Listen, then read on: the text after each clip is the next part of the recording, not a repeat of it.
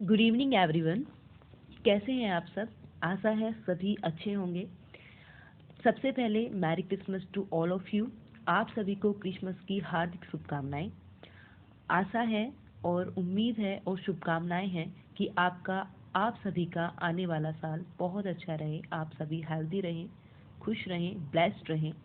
इन्हीं सभी शुभकामनाओं के साथ अपनी वीडियो को स्टार्ट करते हैं, जिसमें हम करने वाले हैं कार्बोनेटेड कंपाउंड। इस चैप्टर के बारे में हम पढ़ने वाले हैं और ये प्रीवियस वीडियो के अंदर मैं आपको बता चुकी थी कि रिप्रोडक्शन के एमसीक्यू के बाद हम कार्बोनेटेड कंपाउंड शुरू करेंगे। ठीक है, मैंने आपको बताया था कि जो ये चैप्टर है काफ़ी बड़ा है और इस चैप्टर को हम कई पार्ट्स में डिवाइड करेंगे। हो सकता है इसमें 4 वीडियो आ जाए और हर एक वीडियो में हम थोड़ा थोड़ा पार्ट इसका कवर करेंगे, बिकॉज एक बड़ी वीडियो के अंदर पूरा चैप्टर समझने से बेटर है कि हम छोटे छोटे पार्ट्स में उसको डिवाइड कर लें, ताकि हर एक पार्ट जो है वो आप अच्छे तरीके से कवर कर सकें और फिर दूसरे पार्ट से उसको इंटरकनेक्ट कर सकें। ठीक है, तो हम शुरू करने वाले हैं कार्बोनेटेड कंपाउंड। तो आप सभी इस वीडियो को ध्यान से देखिएगा, समझने की कोशिश करिएगा, क्योंकि चैप्टर काफ़ी इंपॉर्टेंट है और काफ़ी बड़ा भी है। और अगर आपको एक पार्ट समझ नहीं आएगा तो सेकंड वाला पार्ट समझने में मुश्किल हो सकती है, बिकॉज पूरा चैप्टर इंटरकनेक्टेड है। ओके, तो चलिए शुरू करते हैं। वीडियो शुरू करने से पहले एक छोटी सी रिक्वेस्ट, अगर आप लोगों ने चैनल को सब्सक्राइब नहीं किया है तो प्लीज़ उसको सब्सक्राइब करिए। और दूसरी चीज़, अगर वीडियो पूरी देखने के बाद आपको समझ आए तो प्लीज़ उसको लाइक करिएगा और शेयर करिएगा अपने दोस्तों के साथ। तो इंट्रोडक्शन में, कार्बन के इंट्रोडक्शन में हमें पढ़ना है कि कार्बन और इस कंपाउंड के अंदर ये बेसिक जो मैंने 2-3 स्लाइड ली है वो एनसीईआरटी की बुक में से है। The element carbon is non metal. जो कार्बन है वो एक नॉन मेटल है, आप सबको पता है, हमने मेटल और नॉन मेटल पढ़ रखा है। ठीक है, तो कार्बन जो है एक नॉन मेटल है और जिसका सिंबल जो है वो क्या है, सी है। ठीक है, आपको पता है जो कार्बन है नॉन मेटल की तरह एक्ट करता है, मतलब वो जो है एक तरीके से जैसे मेटल्स की जो प्रॉपर्टी है वो फॉलो नहीं करेगा, नॉन मेटल्स की प्रॉपर्टी फॉलो करता है। ठीक है, अब नॉन मेटल में से क्या होता है कि इलेक्ट्रॉन जो है इलेक्ट्रॉन से एनायन बनाता है, लेकिन ऐसा नहीं होता है। कार्बन की कुछ यूनिक फीचर्स हैं, वही हम पढ़ने वाले हैं इसके बारे में। तो carbon is a versatile element. The percentage of carbon present in earth crust is in the form of minerals is 0.02%। Earth crust के अंदर जो इसकी परसेंटेज है वो 0.02% है और एटमॉस्फेयर के अंदर जो कार्बन है वो कार्बन डाइऑक्साइड की फॉर्म में मिलता है, जो कि 0.03% है। ठीक है, all the living organisms, plant and animal are made up of carbon based compound. सारे जितने भी लिविंग थिंग्स है, जितनी भी लिविंग थिंग्स है, चाहे वो प्लांट्स हो, चाहे वो एनिमल्स हो, इंसेक्ट्स हो, कुछ भी हो, हर किसी के अंदर जो है कार्बन प्रेजेंट होता है। ठीक है, अब जो कार्बन है उसका जो एटॉमिक नंबर होता है वो होता है 6C12। ठीक है, 6C12 is the atomic number and atomic mass of the carbon. मतलब 6 जो है, 6 जो है वो एटॉमिक नंबर होता है, 12 जो है वो एटॉमिक मास होता है। तो अगर आपने इलेक्ट्रॉनिक कॉन्फ़िगरेशन आपको आता है, इलेक्ट्रॉनिक कॉन्फ़िगरेशन में हम क्या करते थे, इलेक्ट्रॉन्स को डिस्ट्रीब्यूट करते थे अलग अलग सेल्स के अंदर। ठीक है, अलग अलग शेल्स होती थी, उनके अंदर हम डिस्ट्रीब्यूट करते थे। तो कार्बन के अंदर 6 इलेक्ट्रॉन होते हैं। अब उनको आप डिस्ट्रीब्यूट करोगे तो फर्स्ट सेल के अंदर आपको पता है मैक्सिमम 2 इलेक्ट्रॉन आ सकते हैं, सेकंड सेल के अंदर मैक्सिमम 8 इलेक्ट्रॉन आ सकते हैं, लेकिन बिकॉज टोटल जो नंबर ऑफ इलेक्ट्रॉन है वो 6 है, तो इसलिए अगर पहली शेल के अंदर अगर 2 इलेक्ट्रॉन है तो दूसरी शेल के अंदर नंबर ऑफ इलेक्ट्रॉन क्या होंगे, 4। तो इसलिए हमें m की जरूरत नहीं है। तो जो इलेक्ट्रॉनिक कॉन्फ़िगरेशन है वो कार्बन का वो होगा 2,4। ठीक है, ये बहुत सिंपल सी चीज़ें हैं जो हमने सीख रखी हैं, लेकिन फिर भी रिवीजन के तौर पर हम पढ़ रहे हैं, ताकि एक बार बैकग्राउंड सेट हो जाए कि हमें पढ़ना क्या है बेसिकली। ठीक है, आगे आ जाते हैं। इलेक्ट्रॉनिक कॉन्फ़िगरेशन हमने पढ़ लिया। अब देखिए, how carbon attain noble gas configuration. आपको पता है जब हमने मेटल और नॉन मेटल के बारे में पढ़ा था, यानी कि जब हमने कैटायंस के बारे में पढ़ा था कि जो मेटल्स है वो कैटायंस बनाते हैं, जो नॉन मेटल है वो एनायंस बनाते हैं, यानी कि जो मेटल्स हैं वो पॉजिटिव आयन बनाते हैं और जो नॉन मेटल है वो नेगेटिव आयन बनाते हैं।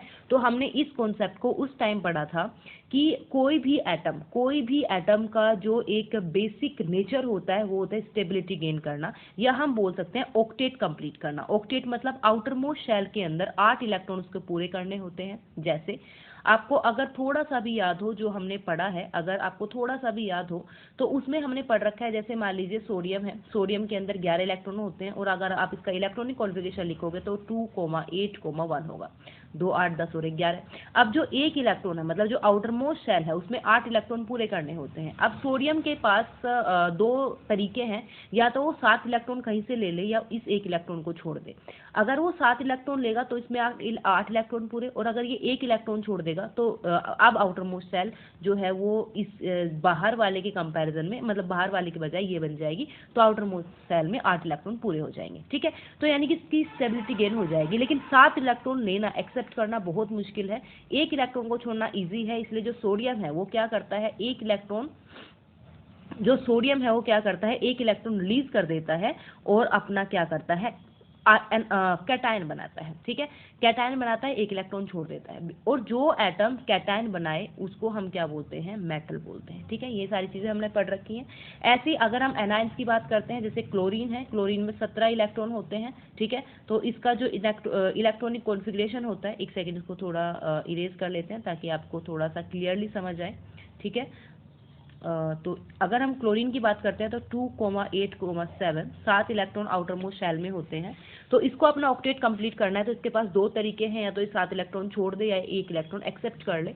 तो एक इलेक्ट्रॉन एक्सेप्ट करना ईजी है बजाय कि 7 इलेक्ट्रॉन छोड़ने के, तो इसलिए एक इलेक्ट्रॉन एक्सेप्ट करता है और उसके बाद क्या करता है, जो क्लोरीन है एक इलेक्ट्रॉन एक्सेप्ट करने के बाद Cl- बनाता है, मतलब एनायन बनाता है। ठीक है, तो ये चीज़ें हमने पढ़ी हैं कैटायन और एनायन, जब हमने मेटल और नॉन मेटल्स की प्रॉपर्टी पढ़ी थी उसके अंदर। अब बात ये आती है, अब हमने, अगर आपको याद हो, अगर आपको थोड़ा भी याद हो, तो मैं आपको 2-3 एग्जाम्पल के थ्रू समझाती हूँ। थोड़ा सा एक सेकंड रुकिए, हम 2-3 एग्जाम्पल से समझ सकते हैं, क्योंकि तभी हम नोबल गैस कॉन्फ़िगरेशन तक आएंगे। देखिए जैसे सोडियम है, सोडियम में 2 8 1, ठीक है, 11 Na 12 Mg। अगर हम Mg मैग्नीशियम की बात करते हैं तो 282। मान लीजिए हम एल्यूमिनियम की बात करते हैं तो 283। ठीक है, ये चीज़ें हो गई। ओके, अब बात करते हैं, मान लीजिए नाइट्रोजन है तो 2 5 7 होता है नाइट्रोजन का एटॉमिक नंबर। फिर आते हैं ऑक्सीजन पर 8O 2,6। फिर आते हैं हम 9S पर। ठीक है, तो 2,7। अगर आप इन सब चीज़ों को ध्यान से देखोगे तो देखिए, इसमें 1 2 और 3 इलेक्ट्रॉन है आउटर मोस्ट शेल के अंदर, इसमें 5 6 और 7 इलेक्ट्रॉन है आउटर मोस्ट शेल के अंदर। ठीक है, अगर मैं इन सब की बात करूं तो इनमें क्या होगा, आउटर मोस्ट शेल में, क्योंकि 8 इलेक्ट्रॉन पूरे करने हैं, ऑक्टेट पूरा करना है, अगर ऑक्टेट इनको पूरा करना है तो ये 1 इलेक्ट्रॉन रिलीज करेगा, ऑक्टेट पूरा। ये 2 इलेक्ट्रॉन रिलीज करेगा, ऑक्टेट पूरा। ये 3 इलेक्ट्रॉन रिलीज करेगा, ऑक्टेट पूरा। यानी कि जो सोडियम है वो Na+ बनाएगा क्योंकि 1 इलेक्ट्रॉन छोड़ा है। ठीक है, जो मैग्नीशियम है वो Mg2+ बनाएगा बिकॉज 2 इलेक्ट्रॉन रिलीज किए हैं। जो एल्यूमिनियम है वो एल्यूमिनियम 3+ बनाएगा क्योंकि उसने 3 इलेक्ट्रॉन रिलीज किए हैं। ठीक है, और क्योंकि ये सारे कैटायंस हैं तो ये वाले सारे हैं मेटल्स, ये सारे मेटल्स हैं। ठीक है, जो इलेक्ट्रॉन रिलीज कर दे अपना ऑक्टेट कंप्लीट करने के लिए, दीज आर मेटल्स, हमें ये चीज़ पता है। अब इधर आ जाइए, यहाँ पर 5 इलेक्ट्रॉन है, इनको ऑक्टेट कंप्लीट करना है, 5 इलेक्ट्रॉन छोड़े या 3 इलेक्ट्रॉन, बिकॉज 8 इलेक्ट्रॉन चाहिए तो ये 3 इलेक्ट्रॉन ले लेते हैं, तो इसलिए N3- बनता है, क्योंकि 3 इलेक्ट्रॉन, जितने इलेक्ट्रॉन लोगे उतना चार्ज और माइनस में चार्ज। ऑक्सीजन जो है वो 2 इलेक्ट्रॉन ले लेगा, +2, ये +3 है ना, ये 2 इलेक्ट्रॉन ले लेगा तो इसलिए ऑक्सीजन के ऊपर 2- चार्ज आता है। फ्लोरीन जो है वो 1 इलेक्ट्रॉन ले लेगा तो इसलिए फ्लोरीन के ऊपर -1 चार्ज आता है। बात समझ आई? तो ये सारा हो गया, ये सब है नॉन मेटल। ठीक है, ये सब नॉन मेटल है। इस पूरी स्लाइड को देख करके जो भी मैंने समझाया आपको ये चीज़ समझ आई होगी, अगर आउटर मोस्ट शेल में 1 2 और 3 इलेक्ट्रॉन है तो जो कोई भी एटम है वो क्या करेगा, इलेक्ट्रॉन को रिलीज कर देगा अपना ऑक्टेट कंप्लीट करने के लिए। अगर आउटर मोस्ट शेल में 5 6 या 7 इलेक्ट्रॉन है तो वो क्या करेगा, 5 वाला 3 इलेक्ट्रॉन ले लेगा, 6 वाला 2 इलेक्ट्रॉन ले लेगा और 7 वाला 1 इलेक्ट्रॉन ले लेगा। ठीक है, यानी कि 1 2 3 का केस भी क्लियर है कि 1 2 3 में 1 2 और 3 इलेक्ट्रॉन छोड़ दिए जाएंगे और 5 6 और 7 में 3 2 और 1 इलेक्ट्रॉन ले लिया जाएगा। लेकिन जैसे कार्बन का केस है, कार्बन के केस में क्या होता है, 2,4। ना ही तो इसके आउटर मोस्ट शेल में 1 2 या 3 इलेक्ट्रॉन है, ना ही इसके आउटर मोस्ट शेल में 5 6 और 7 इलेक्ट्रॉन है। यानी कि ना ही तो ये अपना 1 2 और 3 इलेक्ट्रॉन छोड़ सकता है, ना ही ये 1 2 और 3 इलेक्ट्रॉन ले सकता है। दिक्कत ये है कि इसके पास है 4 इलेक्ट्रॉन। 4 इलेक्ट्रॉन छोड़ना भी उतना मुश्किल है और 4 इलेक्ट्रॉन एक्सेप्ट करना भी उतना मुश्किल है। इसका मतलब जो कार्बन है वो ना ही तो कैटायन बना सकता है ना ही वो एनायन बना सकता है, यानी कि जो कार्बन है ना ही तो C- की फॉर्म में एग्जिस्ट करेगा, ना ही जो कार्बन है वो C+ की फॉर्म में एग्जिस्ट करेगा। तो ये अपना जो नोबल गैस कॉन्फ़िगरेशन है, नोबल गैस कॉन्फ़िगरेशन का मतलब कि आउटर मोस्ट सेल में 8 इलेक्ट्रॉन पूरा करना, वो कैसे करेगा उसके बारे में हमें आज बेसिकली पढ़ना है। ठीक है, तो वो हम पढ़ेंगे। और अब आ जाते हैं दोबारा से वापस, जो कि मुझे आपको समझाना है। ये देखिए, जो कार्बन है वो टेट्रावेलेंट है। टेट्रावेलेंट का मतलब इसमें 4 आउटर मोस्ट सेल में इलेक्ट्रॉन है। इसकी जो वैलेंसी होती है वो 4 होती है, मतलब ये 4 एटम्स के साथ बॉन्ड बना सकता है। ठीक है, जो कार्बन है वो टेट्रावेलेंट है। It does not form ionic bond by either losing 4 electron, ना ही तो ये 4 इलेक्ट्रॉन को लूज करके आयनिक बॉन्ड बनाता है और ना ही गेन करके, मतलब ना ही तो C4+ में एग्जिस्ट करता है ना ही C4- में एग्जिस्ट करता है। It is difficult to hold 4 extra electron, 4 extra electron को होल्ड करना भी काफी मुश्किल है। मतलब अगर वो 4 इलेक्ट्रॉन ले लेगा तो उसका इतना छोटा साइज होता है कि मतलब 4 इलेक्ट्रॉन को होल्ड करना बहुत मुश्किल है। ठीक है, and would require large amount of energy to remove 4 electron, और 4 इलेक्ट्रॉन को छोड़ना भी बहुत मुश्किल है। किसी भी एटम में से 4 इलेक्ट्रॉन निकालना भी बहुत मुश्किल है, क्योंकि उसके लिए बहुत ज्यादा एनर्जी की जरूरत होती है, लार्ज अमाउंट ऑफ एनर्जी चाहिए होता है। तो इसीलिए ना ही तो कार्बन 4 इलेक्ट्रॉन छोड़ सकता है ना ही 4 इलेक्ट्रॉन एक्सेप्ट करता है, बिकॉज 4 इलेक्ट्रॉन छोड़ने के लिए, रिलीज करने के लिए एक लार्ज अमाउंट ऑफ एनर्जी चाहिए, और 4 इलेक्ट्रॉन को एक्सेप्ट करने के लिए मतलब होल्ड करना काफी मुश्किल होता है कार्बन जैसे छोटे एटम के लिए। ठीक है, तो so carbon can form bond by sharing of its electron with the electron of other carbon atom और with other element and attain noble gas configuration. तो इसीलिए जो कार्बन है या तो दूसरे कार्बन के साथ मिलकर के बॉन्ड बनाता है या किसी और एटम के साथ मिलकर के बॉन्ड बना सकता है, लेकिन क्या करेगा, शेयरिंग करेगा। ठीक है, शेयरिंग ऑफ इलेक्ट्रॉन होगी, कैसे होगी वो भी हम पढ़ेंगे। ठीक है, वो भी हम पढ़ेंगे। आगे देखिए, the atom of other element like hydrogen, oxygen and nitrogen, chlorine also form bond by sharing of electron. Carbon के अलावा और भी ऐसे एटम है जैसे हाइड्रोजन, ऑक्सीजन, नाइट्रोजन, क्लोरीन, ये सारे भी क्या करते हैं, शेयरिंग करते हैं इलेक्ट्रॉन्स की और नोबल गैस को गेन करते हैं। ठीक है, the bond form by sharing of electron between same और difficult atom is covalent bond. ऐसा बॉन्ड जो कि शेयरिंग से बनता है, चाहे वो सेम एटम के बीच में हो चाहे वो डिफरेंट एटम के बीच में हो, तो ऐसे बॉन्ड को हम क्या बोलते हैं, कोवेलेंट बॉन्ड बोलते हैं। ठीक है, अब हम आ जाते हैं आगे। इससे पहले मुझे आपको कोवेलेंट बॉन्ड के बारे में कुछ समझाना है।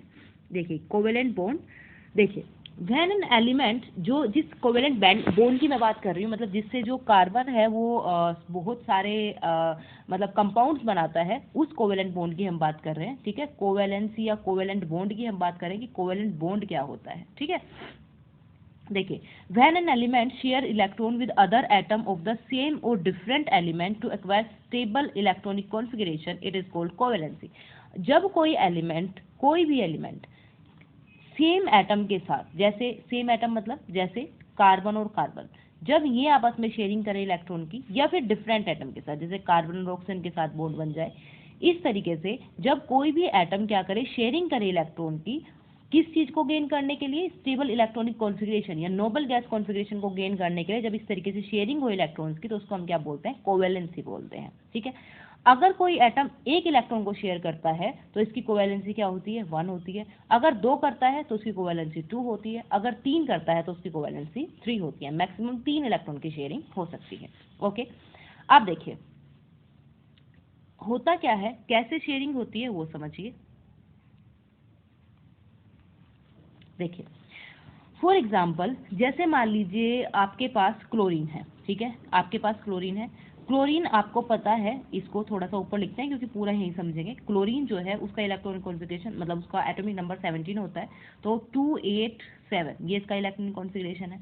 अगर मैं क्लोरीन के इलेक्ट्रॉन्स को दिखाऊं, ठीक है, अगर मैं इलेक्ट्रॉन्स को दिखाऊं तो देखिए ये क्लोरीन है। ठीक है, मान लीजिए ये न्यूक्लियस है, ये सबसे पहली शेल है जिसमें मैंने 2 इलेक्ट्रॉन रख दिए। ठीक है, उसके बाद 8 इलेक्ट्रॉन है और उसके बाद 7 इलेक्ट्रॉन है। इस तरीके से चीजें हैं, 1 2 3 4 5 6 7 8 इलेक्ट्रॉन हो गए, और 1 2 3 4 5 6 7। ठीक है, ये 7 इलेक्ट्रॉन हो गए क्लोरीन के। अब इस क्लोरीन को 1 इलेक्ट्रॉन चाहिए, मतलब 1 इलेक्ट्रॉन अगर इसे कहीं से मिल जाए तो मतलब इसकी ऑक्टेट कंप्लीट हो जाएगा, आउटर मोस्ट शेल में 8 इलेक्ट्रॉन कंप्लीट हो जाएंगे, नोबल गैस कॉन्फ़िगरेशन इसका कंप्लीट हो जाएगा। तो होता क्या है, इसी के जैसा एक और क्लोरीन एटम आया, उसके साथ भी यही कंडीशन है, मतलब उसकी भी आउटर मोस्ट शेल में कितने इलेक्ट्रॉन है, 7 ही होंगे। ठीक है, ये देखिए ये 1 2 3 4 5 6 7 8, 1 2 और 1 2 3 4 5 6 7, ये 7 इलेक्ट्रॉन हो गए। अब देखिए होता क्या है कि जो एक क्लोरीन है ना, ये क्लोरीन, जो ये वाला क्लोरीन है, वो अपना एक इलेक्ट्रॉन इसके साथ शेयर कर लेगा और ये क्लोरीन अपना एक इलेक्ट्रॉन इसके साथ शेयर कर लेगा। ठीक है, एक इलेक्ट्रॉन, बिकॉज एक ही इलेक्ट्रॉन की जरूरत थी। जब इसको जरूरत होगी तो इसका ये इलेक्ट्रॉन तो अपना था ही, इसका ले लेगा तो 8 पूरे। जब इसको जरूरत होगी तो इसका ये इलेक्ट्रॉन तो अपना था ही, ये इसका ले लेगा तो 8 पूरे। तो क्या होता है, शेयरिंग हो रही है। और कितने इलेक्ट्रॉन्स की हो रही है, एक इलेक्ट्रॉन की, एक इलेक्ट्रॉन की शेयरिंग हुई है ना।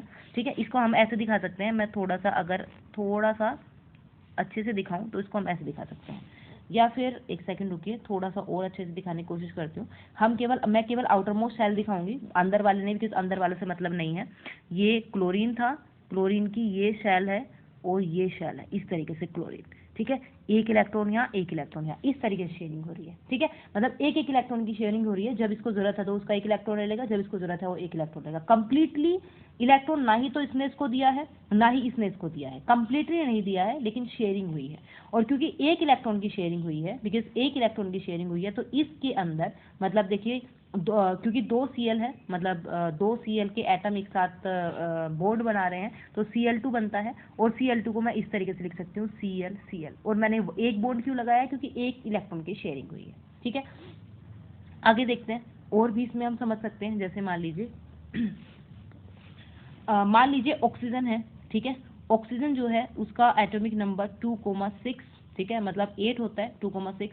आउटर मोस्ट शेल में 6 इलेक्ट्रॉन है। ठीक है, तो ये ऑक्सीजन है, मान लीजिए ये ऑक्सीजन, ये पहली शेल 1 2, ये दूसरी शेल 1 2 3 4 5 और 6। ठीक है, ऐसे ही दूसरा कोई एक और ऑक्सीजन होगा, ये ऑक्सीजन है, ये 1 2 और एक, इसके इलेक्ट्रॉन ना दूसरे कलर से बनाते हैं ताकि समझ आए, 1 2 3 4 5 6। ठीक है, और ये ऑक्सीजन था।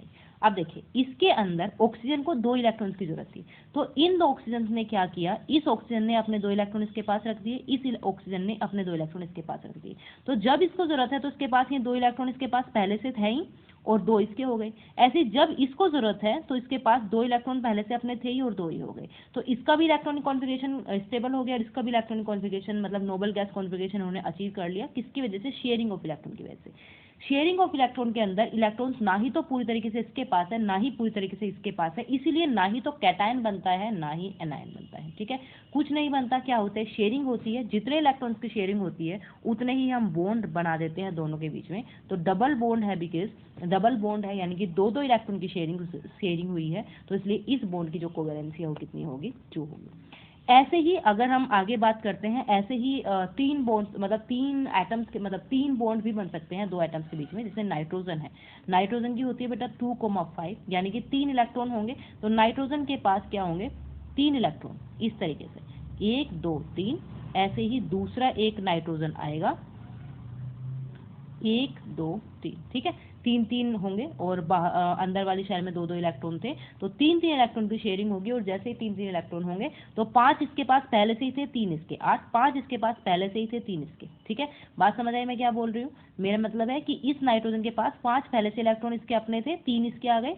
इस नाइट्रोजन के पास 5 पहले से अपने थे और 3 इसके आ गए, तो दोनों के 8 8 पूरे हो गए। और बिकॉज 3 3 इलेक्ट्रॉन की शेयरिंग हुई है, इसलिए बॉन्ड कितने आएंगे, 3 3 बॉन्ड आएंगे। तो इस बॉन्ड की जो कोवेलेंसी है दैट विल बी 3। ठीक है, तो इसको हम बोलते हैं कोवेलेंसी, मतलब इनको बोलते हैं शेयरिंग ऑफ इलेक्ट्रॉन, मतलब इलेक्ट्रॉन शेयर करेंगे आपस में, इलेक्ट्रॉन की शेयरिंग होगी पूरी तरीके से। इलेक्ट्रॉन ना ही तो एक एटम दूसरे एटम को देगा, ना ही पहले वाला दूसरे को देगा, यहाँ पे शेयरिंग होती है। और जब शेयरिंग होती है तो इसको हम क्या बोलते हैं, कोवेलेंट बॉन्ड बोलते हैं, और इस प्रोसेस को हम कोवेलेंसी बोलते हैं। ठीक है, मेरे ख्याल से आपको सबको समझ आ गया होगा। तो कोवेलेंसी ऑफ फ्लोरीन, फ्लोरीन की कोवेलेंसी क्या होगी, फ्लोरीन आपको पता है 9F होता है, तो 2,7। अब आप खुद बताइए इसकी कोवेलेंसी कितनी होगी। अगर 7 इलेक्ट्रॉन है तो इसको ऑक्टेट कंप्लीट करने के लिए केवल एक इलेक्ट्रॉन की जरूरत है, तो इसलिए जो शेयरिंग होगी वो एक इलेक्ट्रॉन की होगी, इसीलिए जो फ्लोरीन की कोवेलेंसी है दैट विल बी 1। नाइट्रोजन की कोवेलेंसी हमने अभी पढ़ी है, नाइट्रोजन की कोवेलेंसी 3 होगी बिकॉज 3 इलेक्ट्रॉन की शेयरिंग हुई थी। ठीक है, मेरे ख्याल से आप सभी को समझ आ गया होगा, यहाँ पर बहुत अच्छी तरीके से समझा रखा है। इस तरीके से शेयरिंग होती है, मतलब ये दो इलेक्ट्रॉन जो है वो बीच में रखे होते हैं, ना ही कंप्लीटली इसके हैं ना ही कंप्लीटली इसके हैं, कोई भी एटम हो सकता है, लेकिन जो शेयरिंग होती है वो बीच में होती है, मतलब इसी का भी इसका भी एक दूसरे एटम का भी इतना ही है, इस वाले एटम का भी इतना ही हक है, पूरी तरीके से ना ही तो इलेक्ट्रॉन इसका है ना ही इलेक्ट्रॉन इसका है। इसको बोलते हैं शेयरिंग या फिर क्या बोलते हैं, कोवेलेंसी। ठीक है, तो चलिए हम आगे बढ़ जाते हैं, जो कि कार्बन के बारे में हमें पढ़ना है। तो आपको पता है कि जो कार्बन है, अगर आपसे कोई पूछे कि जो कार्बन है उसकी वैलेंसी कितनी होती है, उसकी संयोजकता कितनी होती है, तो वैलेंसी का मतलब वो कितने बॉन्ड बना सकता है। देखिए जो कार्बन है, कार्बन में 2,4 होता है, तो जो कार्बन है वो 4 इलेक्ट्रॉन की शेयरिंग करता है। ये सारी चीजें भी हम पढ़ेंगे आगे चल के, हम ये सारी चीजें पढ़ेंगे। 4 इलेक्ट्रॉन शेयर कर सकता है, मतलब 4 तरफ से बॉन्ड बना सकता है।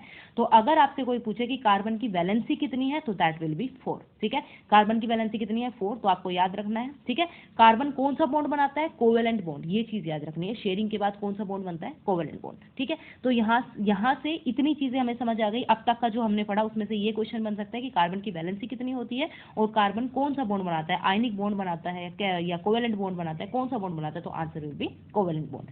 अब आते हैं कार्बन के एलोट्रोप्स की तरफ, जिसको हम अपर रूप बोलते हैं हिंदी के अंदर। जो कार्बन है उसकी कितनी फॉर्म हो सकती है, वो नेचर के अंदर कितने एलोट्रोप्स होते हैं उसके।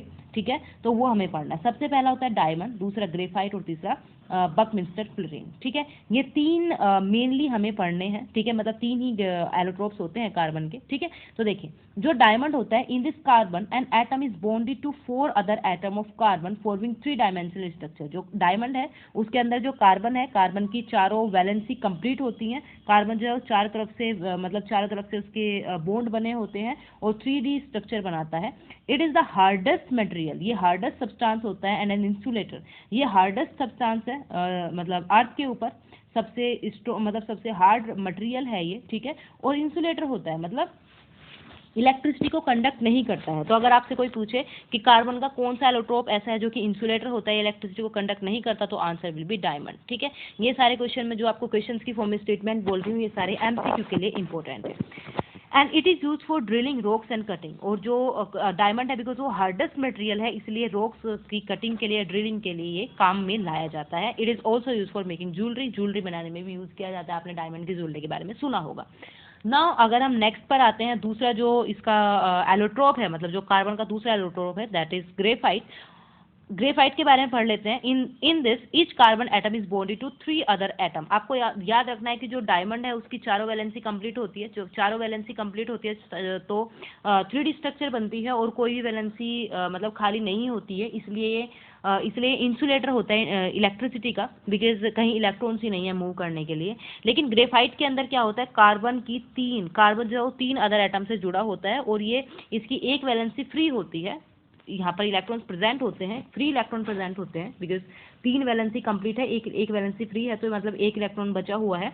तो उस एक सिंगल इलेक्ट्रॉन की वजह से, मतलब ग्रेफाइट के अंदर बहुत सारे कार्बन एटम है, तो उस एक सिंगल इलेक्ट्रॉन की वजह से ये गुड कंडक्टर ऑफ इलेक्ट्रिसिटी होता है एंड यूज एज लुब्रिकेंट। ठीक है, ये अच्छा कंडक्टर होता है इलेक्ट्रिसिटी का, मतलब इसमें से इलेक्ट्रिसिटी कंडक्ट होती है। ये चीज याद रखनी है कि कार्बन की कौन सा एलोट्रोप ऐसा है जो कि गुड कंडक्टर ऑफ इलेक्ट्रिसिटी होता है, तो आंसर है ग्रेफाइट। और जो इंसुलेटर ऑफ इलेक्ट्रिसिटी होता है दैट इज मतलब डायमंड। ठीक है, और ये लुब्रिकेंट की तरह काम करता है ग्रेफाइट। ओके, अब हम नेक्स्ट पर आ जाते हैं, बकमिंस्टर फ्लोरीन।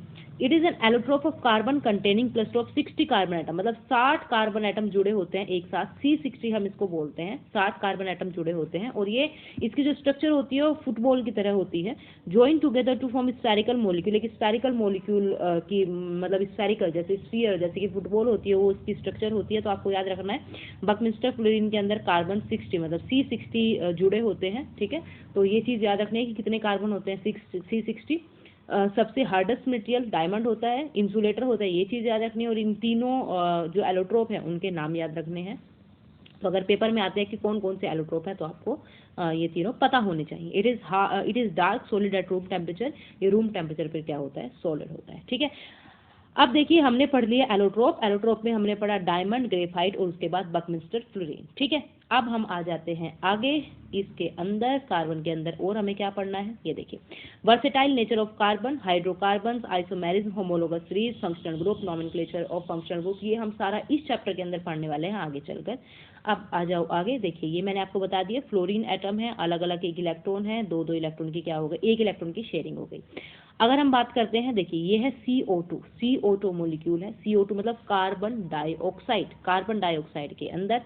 अब देखिए जरा इसको हम समझ लेते हैं, एक खाली पेज लेंगे और तब समझने की कोशिश करेंगे। ये देखिए CO2 हमें बनाना है, CO2 कार्बन, इधर ऑक्सीजन रखिए, इधर ऑक्सीजन रखिए। मैंने ऐसा क्यों रखा, देखिए कार्बन जो है उसका इलेक्ट्रॉनिक कॉन्फ़िगरेशन है 2,4 और ऑक्सीजन का इलेक्ट्रॉनिक कॉन्फ़िगरेशन है 2,6, ठीक है। यानी कि जो कार्बन है उसको 4 इलेक्ट्रॉन चाहिए, ऑक्सीजन को 2 इलेक्ट्रॉन चाहिए, इस ऑक्सीजन को भी 2, इस ऑक्सीजन को भी 2, ठीक है। अब देखिए हम क्या करेंगे,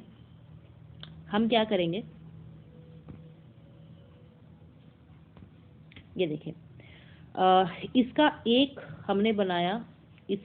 हमने बनाया, मतलब हम वैलेंस इलेक्ट्रॉन ही दिखाएंगे और इस तरीके से मैंने बनाया। देखिए कार्बन के पास 4 इलेक्ट्रॉन है, हम केवल वैलेंस इलेक्ट्रॉन बनाते हैं बेटा, हम केवल वैलेंस इलेक्ट्रॉन बनाते हैं, अंदर वाले इलेक्ट्रॉन का कोई मतलब नहीं है, बिकॉज ये शेयरिंग में पार्टिसिपेट नहीं करते हैं, ये किसी भी केमिकल रिएक्शन के अंदर के लिए पार्टिसिपेट नहीं करते, पार्टिसिपेट केवल वैलेंस इलेक्ट्रॉन करते हैं। वैलेंस इलेक्ट्रॉन हम उसको बोलते हैं जो आउटर मोस्ट शेल में इलेक्ट्रॉन है, that is called valence electron, ठीक है। तो वैलेंस इलेक्ट्रॉन पार्टिसिपेट करते हैं, इसीलिए जब हम इस तरीके की स्ट्रक्चर, इसको बोलते हैं लुईस स्ट्रक्चर, जब हम लुईस स्ट्रक्चर बनाते हैं तो उसके अंदर हम केवल वैलेंस इलेक्ट्रॉन को ही दिखाते हैं। अब देखिए कार्बन के अंदर 4 इलेक्ट्रॉन है, तो 2 इलेक्ट्रॉन मैंने इधर रख दिए, 2 इलेक्ट्रॉन मैंने इधर रख दिए। ये मैंने क्यों रखे, बिकॉज 2 इलेक्ट्रॉन की शेयरिंग करनी है ऑक्सीजन के साथ, ठीक है।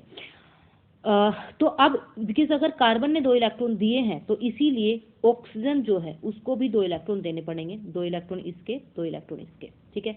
ऑक्सीजन के पास और कितने इलेक्ट्रॉन है, ऑक्सीजन के पास और हैं 4 इलेक्ट्रॉन एक्स्ट्रा और हैं, 2 मैंने यहाँ रख दिए, 1 2 3 4, ऐसे ही 2 यहाँ रख दिए, 1 2 3 4। अब देखिए अगर मैं इस चीज को ध्यान से देखूं तो आपको यहाँ पर दिख रहा होगा कि जो कार्बन है ना उसकी मतलब उसकी जो वैलेंसी है, जो ऑक्टेट है वो कंप्लीट हो चुका है। देखिए 4 इधर से 4 इधर से 8 इलेक्ट्रॉन पूरे, इस ऑक्सीजन पर आ जाइए, 1 2 3 4 5 6 अपने थे, 2 कार्बन के 8 हो गए।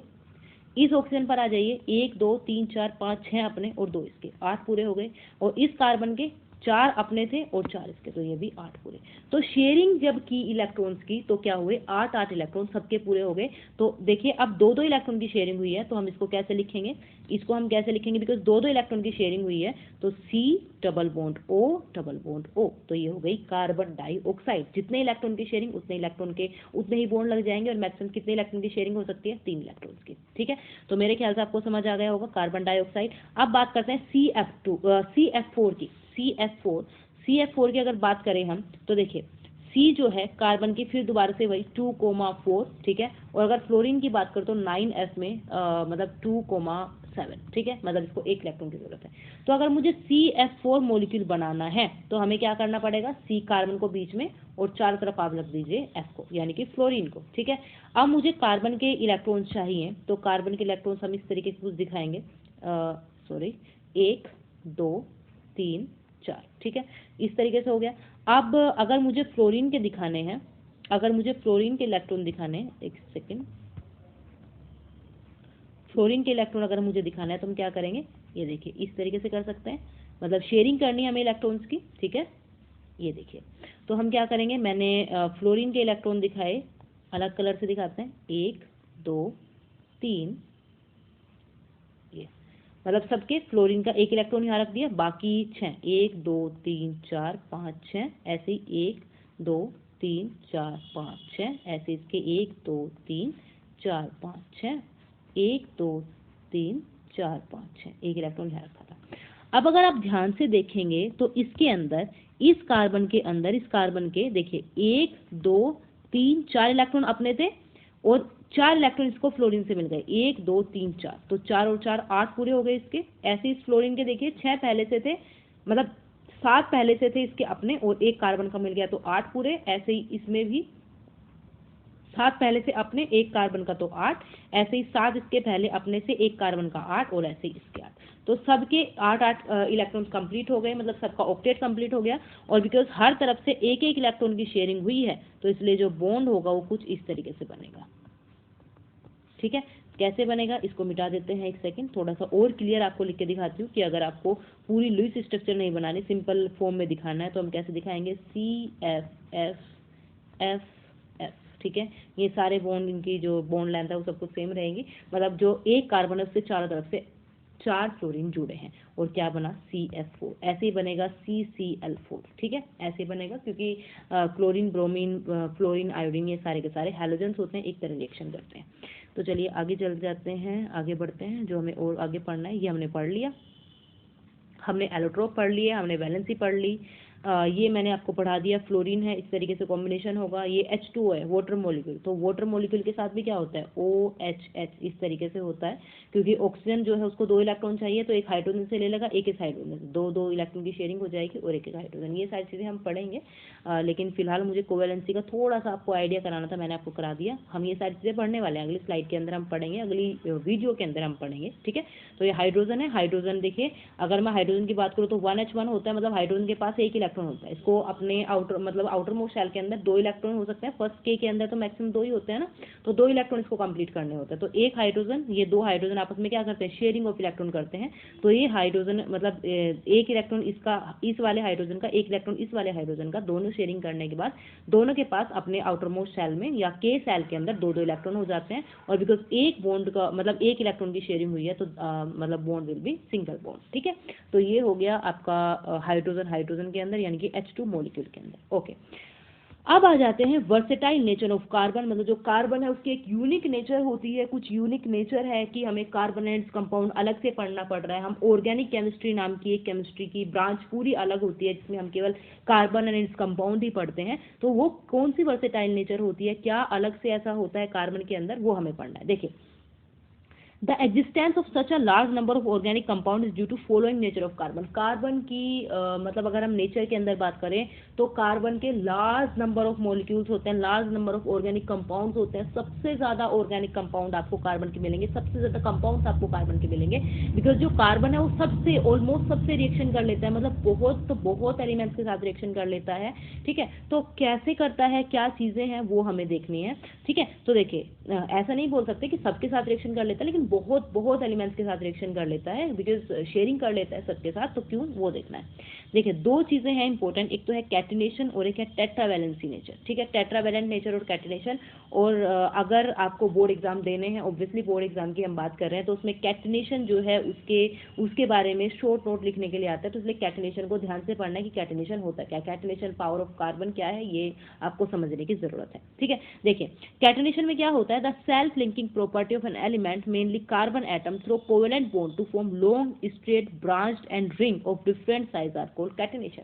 देखिए कैटिनेशन में क्या होता है, सेल्फ लिंकिंग प्रॉपर्टी होती है, सेल्फ लिंकिंग मतलब कार्बन अपने आप ही मिलकर बहुत लंबी लंबी चेन बना देता है, मतलब लॉन्ग चेन, स्ट्रेट चेन हो सकती है, रिंग की फॉर्म में हो सकता है, कार्बन कार्बन कार्बन इस तरीके से रिंग की फॉर्म में हो सकता है, ब्रांच्ड हो सकती है, मतलब इस तरीके से कार्बन चेन यहाँ पर इस तरीके से कार्बन चेन, मतलब ये जो सेल्फ लिंकिंग प्रॉपर्टी है, मतलब कार्बन जो है वो खुद के एटम से ही, कार्बन बहुत सारे कार्बन एटम मिलकर के क्या बनाते हैं, लॉन्ग चेन बनाते हैं, ब्रांच चेन बनाते हैं, या फिर रिंग बना सकते हैं, तो इस प्रॉपर्टी को क्या बोलते हैं, कैटिनेशन बोलते हैं। मैं आपको दिखा दूं मैं कैसे रिंग्स की बात कर रही हूँ, इस तरीके से देखिए, ये मतलब ये एक तरीके से लॉन्ग चेन है, स्ट्रेट चेन है, ये स्ट्रेट, ये ब्रांच हो गई, ये देखिए बिल्कुल सीधी सीधी है कार्बन में, यहाँ पर ये कार्बन, ये बीच में नीचे कार्बन आ गया, यहाँ पर ये कार्बन, यहाँ मतलब ये ब्रांच हो गई। अगर हम आगे बात करते हैं, देखिए रिंग है, ये रिंग्स की फॉर्म में, मतलब होता क्या है कि कार्बन जो है वो अपने आप ही आपस में एक दूसरे के साथ मिलकर क्या बना रहा है, चेन बना रहा है, कैटिनेशन है, मतलब श्रृंखला बना रहा है। ठीक है ना, श्रृंखलन बोलते हैं हिंदी के अंदर इसको। ठीक है, तो ये कैटिनेशन पावर है जिसकी वजह से कार्बन के इतने सारे कंपाउंड है। तो कैटिनेशन क्या होती है, सेल्फ लिंकिंग प्रॉपर्टी होती है किसी भी एलिमेंट की, मेनली कार्बन एटम की थ्रू कोवेलेंट बॉन्ड, और जो मतलब जो लिंकिंग होती है वो किसकी वजह से होती है, कोवेलेंट बॉन्ड की वजह से, टू फॉर्म लॉन्ग स्ट्रेट या फिर branch and ring of different size is called catenation. ये होती क्यों है, कैटिनेशन क्यों पॉसिबल है, बिकॉज जो कार्बन एटम है उसका साइज जो होता है वो बहुत छोटा होता है, और उसकी वजह से क्या होता है, जो बॉन्ड है उसकी स्ट्रेंथ काफी होती है, मतलब जो बॉन्ड है वो काफी स्ट्रॉन्ग बॉन्ड बॉन्ड होता है, the great strength of carbon carbon bond, तो आपको कैटेनेशन याद रखना है। और कैटेनेशन क्यों होता है? Because of small size of carbon atom और great strength of carbon carbon bond, ठीक है।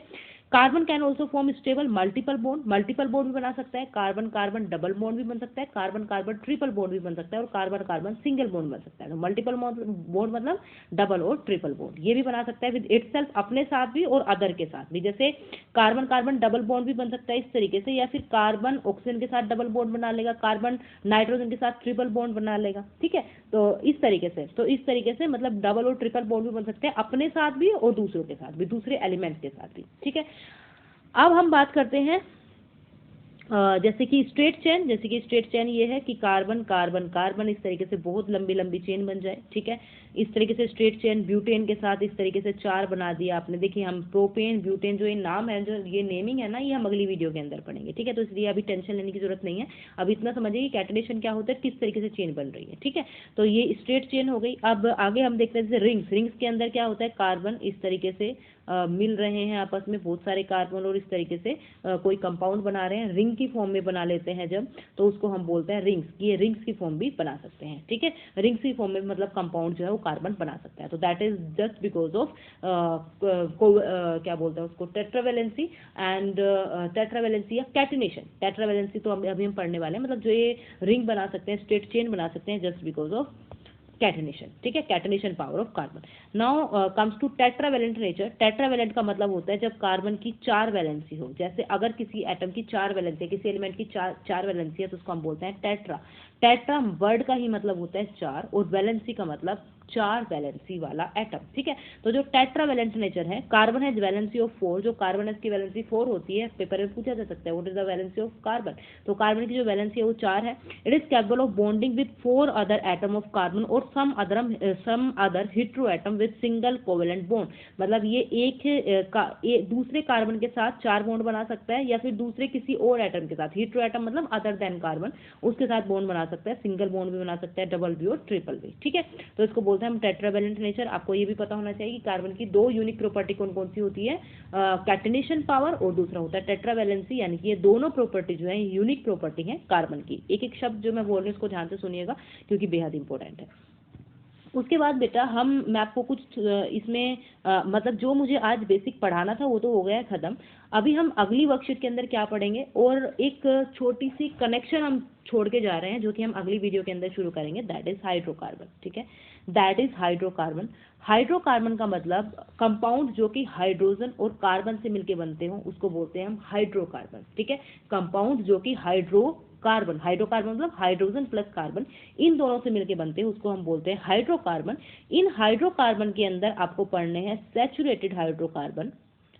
सैचुरेटेड को हम हिंदी में बोलते हैं संतृप्त हाइड्रोकार्बन, ठीक है, संतृप्त हाइड्रोकार्बन। और दूसरा होता है पार्ट अनसैचुरेटेड, ठीक है, दूसरा होता है अनसैचुरेटेड, और इंग्लिश में हिंदी में हम इसको बोलते हैं असंतृप्त हाइड्रोकार्बन, ठीक है। अब देखिए संतृप्त के अंदर आते हैं एल्केन। संतृप्त के अंदर या फिर सैचुरेटेड के अंदर हमें पढ़ने हैं एल्केन। अनसैचुरेटेड के अंदर मुझे पढ़ने हैं एल्कीन और एल्काइन, ठीक है।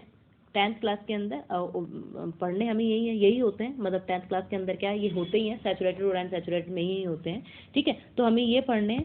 और एल्केन का मतलब है कि जब कार्बन और कार्बन के अंदर सिंगल बॉन्ड हो, दैट इज कॉल्ड एल्केन।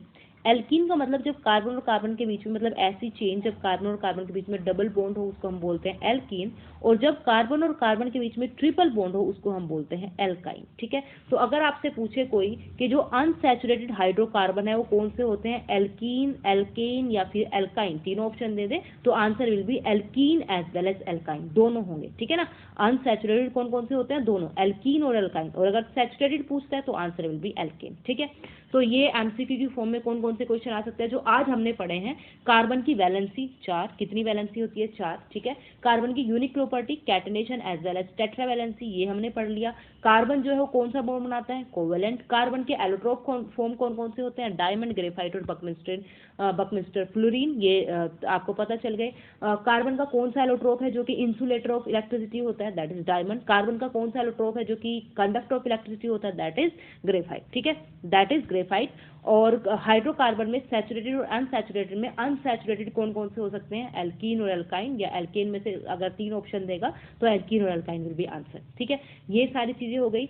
इस चैप्टर के अंदर हम बाद में सारे फंक्शनल ग्रुप पढ़ने वाले हैं, एल्डिहाइड, कीटोन, सारे के सारे उनके नेमिंग कैसे करेंगे। ठीक है, उसके बाद हम डिटर्जेंट, सोप वगैरह के बारे में पढ़ने वाले हैं, मतलब काफ़ी लंबा चैप्टर है, तो इसलिए हम छोटी छोटी वीडियो के अंदर इसको करेंगे ताकि बहुत ज़्यादा बर्डन एक साथ ना बढ़े और रिवीजन अच्छे से हो जाए। ठीक है, तो आज की वीडियो के अंदर केवल इतना ही जो हमें पढ़ना था। और अगर आपको ये समझ आया है तो प्लीज़ ध्यान से देखने के बाद अगर आपको समझ आया है तो प्लीज़ वीडियो को लाइक करिएगा। Thank you for watching.